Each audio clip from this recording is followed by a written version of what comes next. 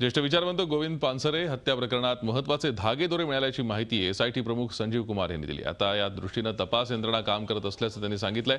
तावडेनं सीबीआयला दिलेल्या जबाबानुसार तपासाचं काम सुरू असून अनेक नवीन साक्षीदार समोर येत असल्याचंही त्यांनी सांगितलंय। तावडेला एसआयटी लवकरच ताब्यात घेणार असून तावडेच्या पत्नीचा वेगळा जबाब नोंदवण्याचा प्रयत्न करणार असल्याचंही संजय कुमार यांनी सांगितलंय।